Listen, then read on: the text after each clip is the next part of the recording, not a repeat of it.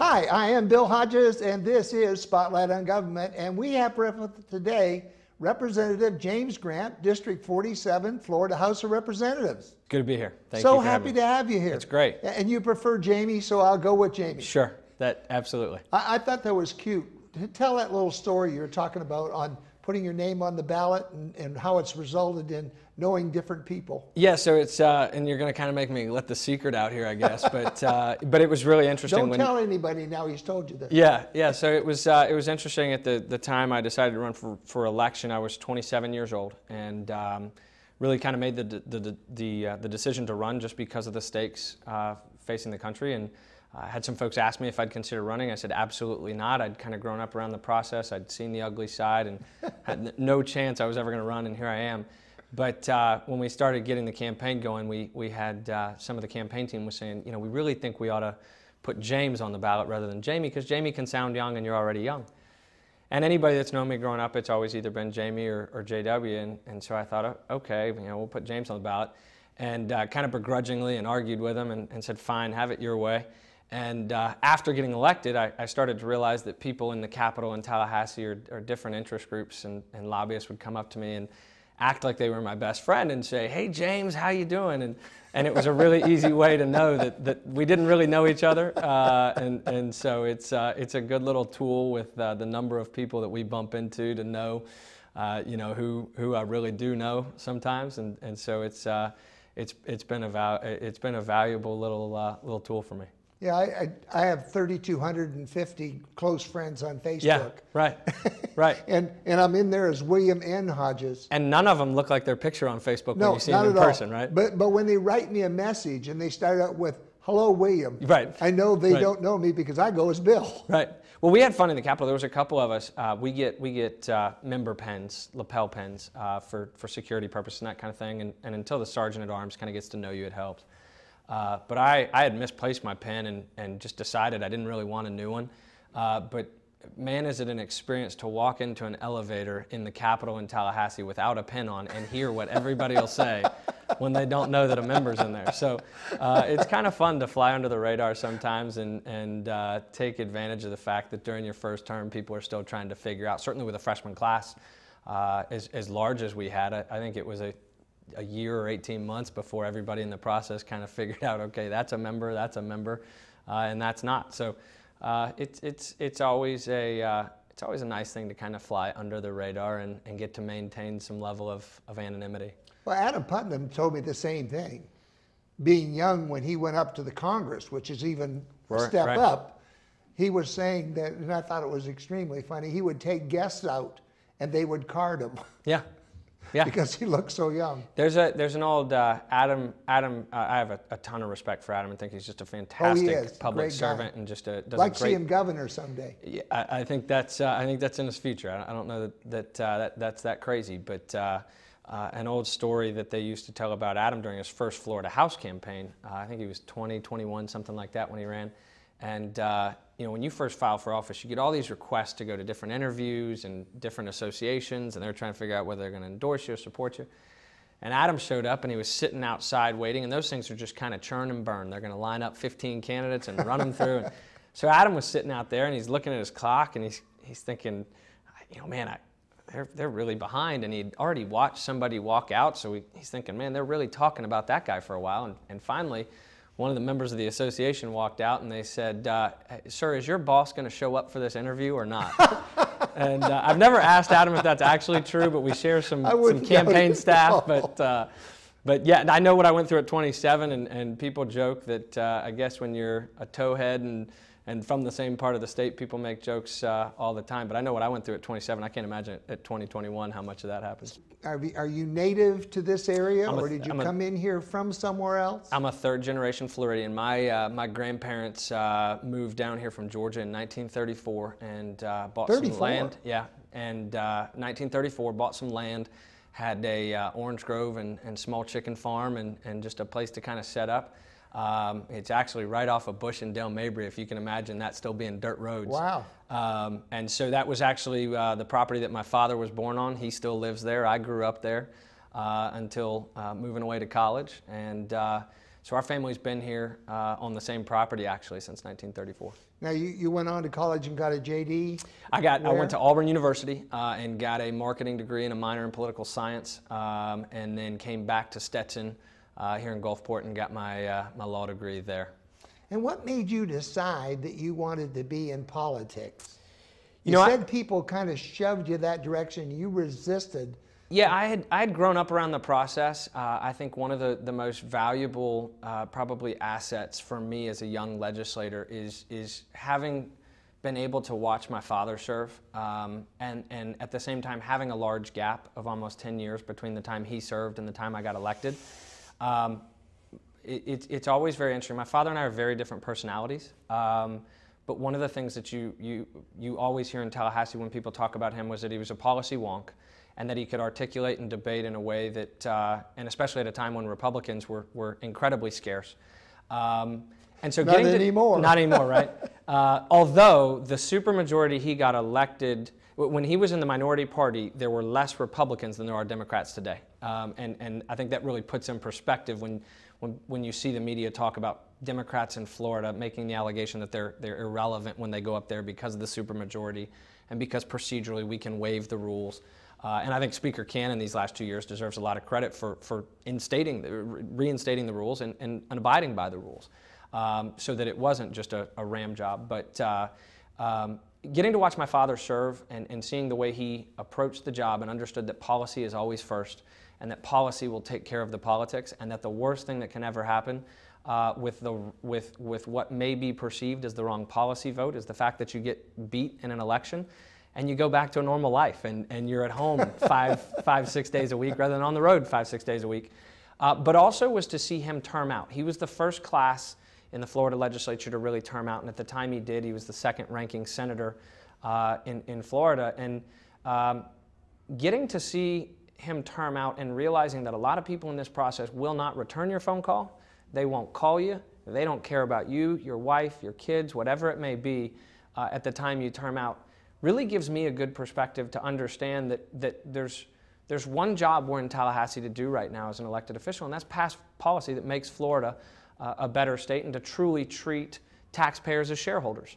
And so getting to see that, I think, kind of helped. I think that's part of the reason that I had some people ask me, obviously, my father's service, but I really, quite frankly, looked at it in 2010 and felt like the stakes were that high, and that at some point there were going to be fundamental decisions made about the course of our nation and how Florida would be left to react to those, and how we would handle that situation with unfunded mandates from the federal level or certain regulatory policies or environments that could jeopardize our quality of life in Florida. And so I kind of felt like if I really am passionate about this and I really do believe in it and I want to have an opinion in the political process, I ought to at least put my name out there. And if I got beat, I could still air my opinion, and nobody could ever say, well, you were too scared or you weren't willing to stand up and put your own name out there. And so I think anybody that knows me knows I'm a very competitive person, and the easiest way to get me to do something is dare me or tell me that I can't do it. And so I started having some people that's say, good to know too. Yeah. I'm just letting secrets out left and right today. But yeah, it kind of turned into a situation where I felt like the Lord was kind of ordaining it, and that it was the right thing for me to be doing at that time. But also that if I wanted to voice my opinion and have a take on policy, that the beauty of public service is that anybody can do it and anybody can put their name out there. And so I finally just kind of gave in after talking to some friends and family very close to me and probably annoying them with the amount of talking we did about it. But speaking of family, are you married? Single. I mean, we got a lot of single ladies watching the show. I joke all the time that I have an 85-pound pointing lab who's the most beautiful lab I've ever seen, but that is all the responsibility Golden I can hair. handle. Yeah, I mean, he's about all I can handle right now with my schedule between legislative service and trying to earn a living when I'm not in my legislative office. Yeah, because $29,000 doesn't go very far when you're spreading it out across the whole year. And we have a lot of people, by the way, that have to support a whole family on that. But Yeah. you're in a different class as far as needs go? You've got a lot of outside expenses. Yeah, I think there's some major misnomers with the Florida legislature. I had one of the things I learned very early on, and I've had a couple of legislative and district aides that have gone on and kind of progressed in the process. Excuse me, but to a T, all of them have said in some form or fashion, I got a call from a constituent today that they really wanted to just string you up. They're angry. They want you to vote this way. You've said you're voting that way. And they called and they said, you tell that scumbag who's making $184,000 that I'm sick and tired of paying his salary and he ain't worth squat. And my aides would tell me that they would say, well, ma'am or sir, I'm more than willing to get to your concern here in a minute, but I just want to clarify, Representative Grant actually makes $29,000. And before they could say anything else, this person that was ready to string me up was saying, I tell you what, I'll come volunteer in the office. It sounds like you need some help. And it is interesting. It's definitely a dynamic we confront as an office. A lot of people think, not just in salary or benefits, but also in policy, that we are synonymous with Congress. And so sometimes it takes kind of a patience and understanding to inform constituents that we don't get to vote on things like Obamacare or the Patient Protection Act. And so it does take a little bit of patience on that side. I think personally, one of the downsides, I think, both to the way that we're compensated, but also the part-time nature, so to speak, is that it makes it almost impossible for a school teacher or a carpenter or any other person. Well, they can't take time out of their schedule. They can't afford it. You know, They can't afford it. And so it really, the current system lends itself to lawyers or consultants or doctors or a lot of different professions where the business can continue making money while I or a colleague is in Tallahassee. And so you end up with, I think, quite frankly, especially in the House, that I think was always envisioned to be the people's chamber and to be a very diverse cross-section of whether it be the country or the state. It really makes it difficult to have a cross-section of both demographics, but also financial means and also professions. And so when you have 120 people in one body that has the amount of responsibility and power that we have, I think it's always a good thing for it to be as diverse as possible. One of the things I ask, going kind of back to the age, or get asked, is do you really think at 27, 28, 29 years old that you're ready to be a legislator? And that's certainly something you confront after November. Why when not? You win. Well, you start to think, and at least for me personally, I mean, you go through this long campaign of debates and speeches and forums and all these other things where you're saying that I'm the person you should send to Tallahassee to look out and be your voice. And then you win and you kind of sit back and you go, man, am I really the best that my district could do? And Lawton Childs actually has a great story about that, where he got elected to the House at, I think, 35, 36 years old. And pre-term limits, that was baby. And he said, I started asking, what was my district thinking? and I really kind of struggled with it. And then I went to my first orientation, and I instantly felt better when I looked around. I thought, what was his district thinking? And what was her district thinking? You know, I can do this. But I think age is just another variable in there that I wouldn't want a chamber of 70-year-olds, but I also think I also wouldn't want a chamber of 30-year-olds. Someday I'm going to have you back and we're going to talk about term limits, because I am absolutely against. I think the ballot box is our term limit. I couldn't agree more. I watch so many good legislators who come in and sit in this chair where you're sitting now because of being in there for their term. Now they're gone. I can't think of any corporation that could survive if we took all the people that did a great job and just dumped them out on the street after a set period of years. And I'd love to come back. I'm kind of playing with and making sure we have it right, but I may file a term limit reform bill this year. You've seen a couple of them before. They've been pretty generic, to just double the amount of time or take it to 12 years. I do think in our freshman class, you know, one of the biggest blessings about getting elected when I did was the group of freshmen I came in with, and a core group of men and women who truly believe, and we use the term regularly, that Floridians are shareholders, and that our job is to deliver a return to our shareholders and to really manage this company, so to speak, responsibly. And that means looking out for the people who need a hand up. That means ensuring that everybody paying taxes is in some way a recipient of the policies and a beneficiary of the policies that we're passing. And so getting elected with that group would have never happened without term limits, and it's the only thing that sometimes makes me sit back and go, well, maybe it does but we're work. losing Glorioso. The problem, we're losing. But there's here's the so other. many good people that are going out the door who have been doing an excellent job. Here's the other problem. Here's the other problem, and I think this is something that you don't really realize until you're intimately involved in the process on a daily basis.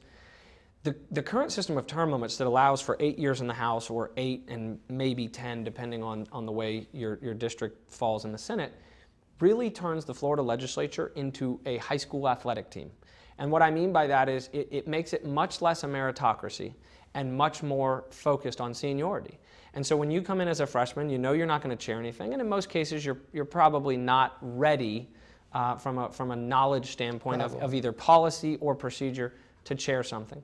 But when deference is given to seniors because they've waited their time, I mean, it's not either. You talk about the company analogy. Imagine, in addition to throwing them out after 8, taking your most talented member that's a sophomore or most talented employee that's a sophomore and says, wait 4 years to really make a difference and to really be part of leadership.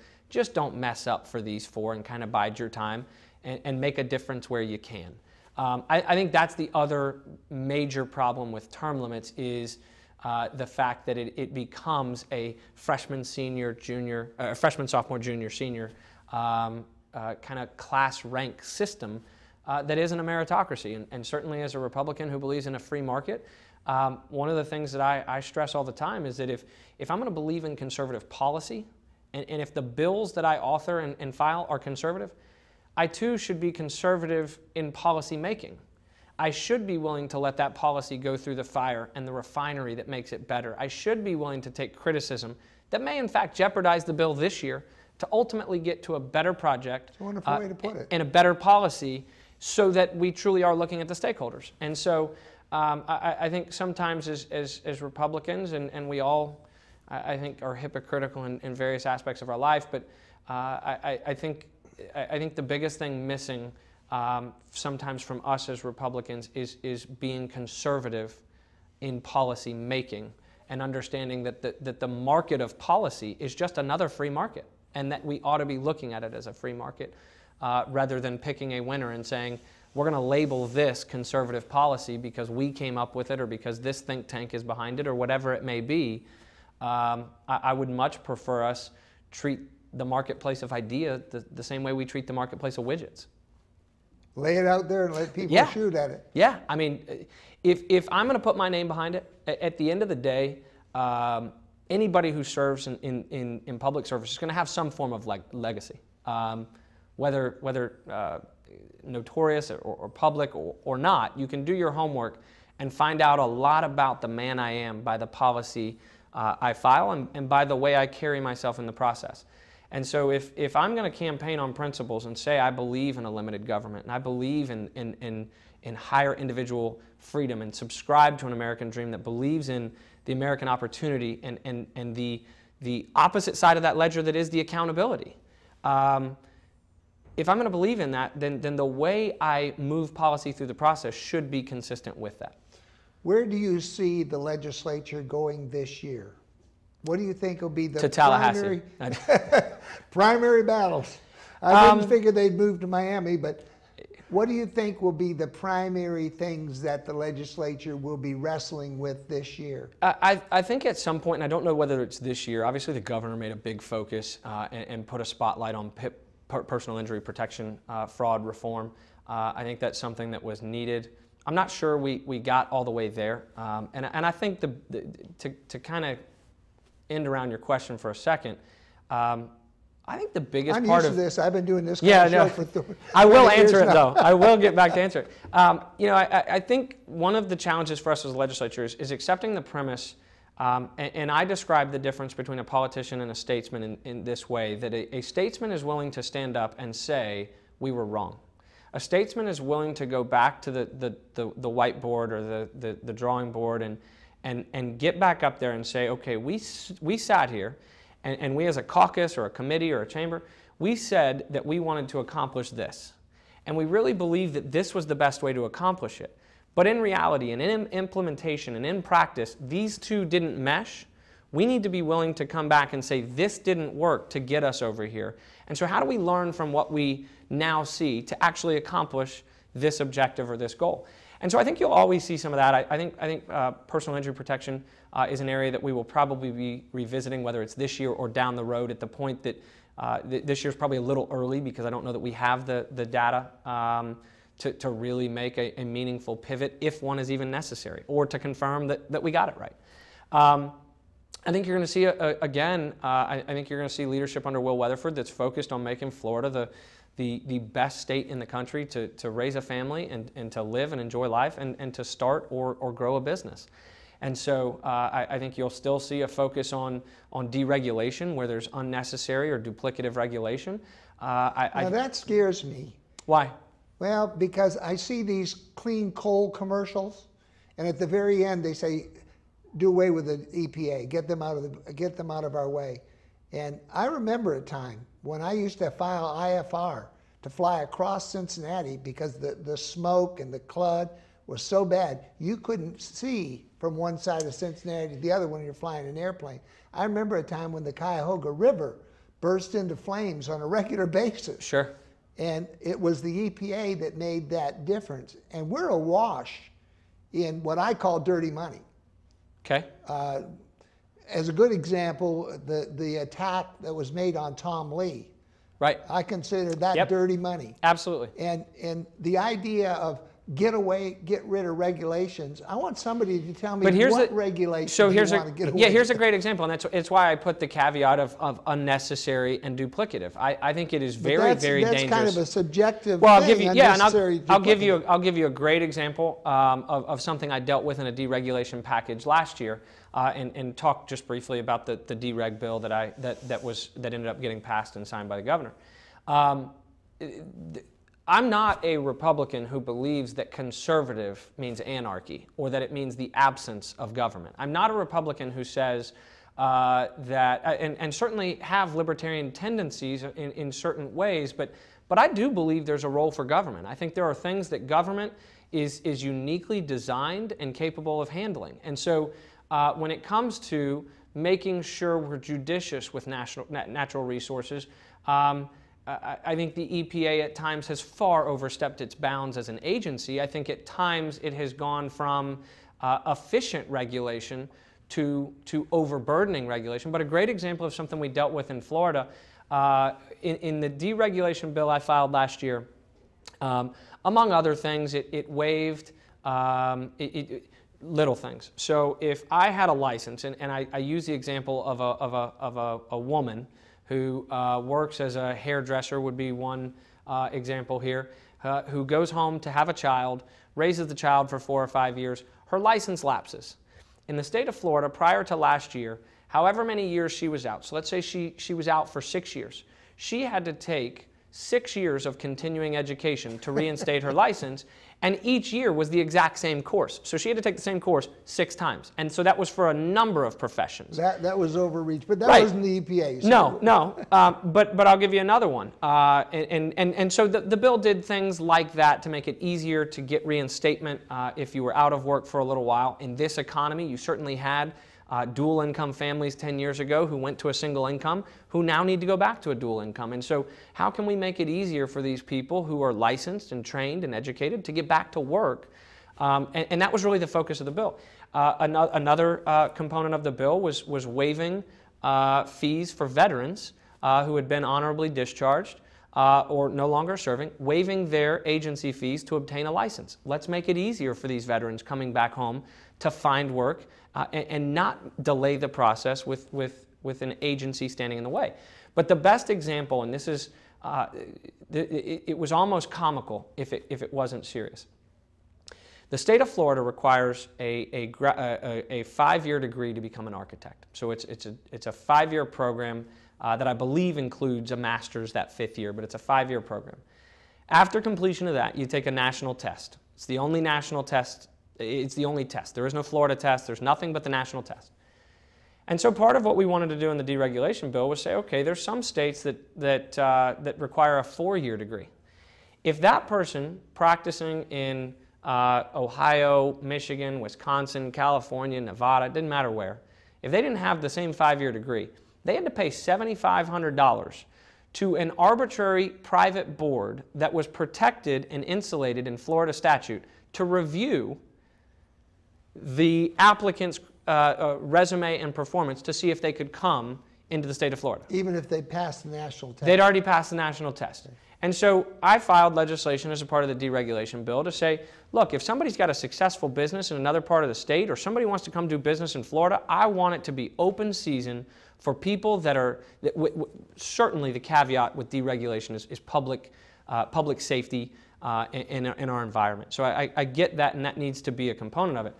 But taking that... Okay, then we're on the same team there. Well, but then how do we make sure that it's as easy as possible to come open a business in Florida? When you look at an ever-expanding market, whether even regionally or internationally, when we're competing against Alabama, Mississippi, Georgia, South Carolina, North Carolina, Tennessee, when we're competing and it's taking 2 and 3 years to get zoning and building completed in Florida, and it's taking 6 and 9 months in other states, how can we compete? We can't. And so the architecture, the architecture component of the bill was just one example. When I filed that, you would have thought that babies were going to die and churches were going to burn. I was told, and it was an infuriating process at times to try and get some of my colleagues.